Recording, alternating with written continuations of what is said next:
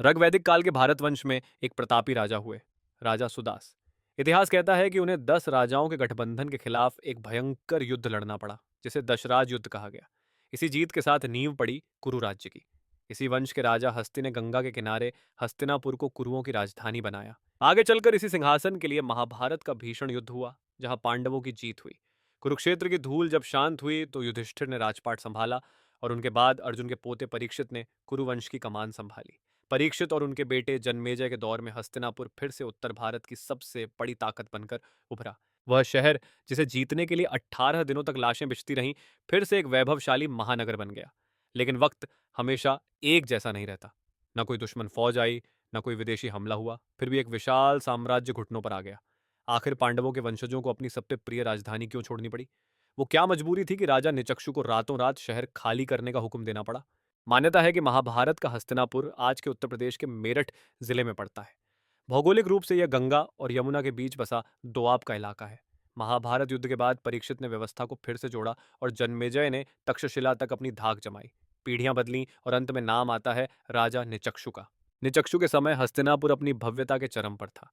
व्यापार के लिए गंगा एक लाइफलाइन थी और ऊंचे महलों के बुर्ज पांडवों की विरासत की गवाही देते थे। लेकिन तभी कुदरत ने करवट ली। हस्तिनापुर के वैभव पर ग्रहण की शुरुआत किसी तलवार से नहीं, बल्कि एक रहस्यमयी प्राकृतिक हमले से हुई। पुराणों में इसे मटाची का हमला कहा गया है। छांदोग्य उपनिषद के अनुसार मटाची ने कुरुदेश को तबाह कर दिया। विद्वान मानते हैं कि यह टिड्डियों का एक ऐसा विशाल दल था जिसने कुछ ही घंटों में लहलहाते खेतों को बंजर रेगिस्तान बना दिया। फसल बर्बाद होने का मतलब था भयानक अकाल। ऋषि उशस्थ चक्रायण की कहानी इसी दौर की हकीकत बयां करती है, जहां एक महान विद्वान को भूख के कारण झूठा अन्न मांगने पर मजबूर होना पड़ा। मुसीबत यहीं खत्म नहीं हुई। जब अकाल ने हस्तिनापुर की कमर तोड़ दी, तब हिमालय की पिघलती बर्फ ने गंगा का रंग बदल दिया। मटमैला पानी शहर की दीवारों को छूने लगा। भारतीय पुरातत्वविद प्रोफेसर बी लाल ने जब 1950 में हस्तिनापुर की खुदाई की, तो उन्हें मिट्टी और गाद की एक मोटी परत मिली। यह इस बात का सबूत था कि एक भीषण बाढ़ ने पूरे शहर को अपनी चपेट में ले लिया था। जिस हस्तिनापुर को बाढ़ से बचने के लिए बसाया गया था, बाढ़ ही उसके अंत का कारण बनी। अकाल और बाढ़ के दोहरे प्रहार ने राजा निचक्षु को टूटने पर मजबूर कर दिया। न अनाज बचा, न सुरक्षित जमीन।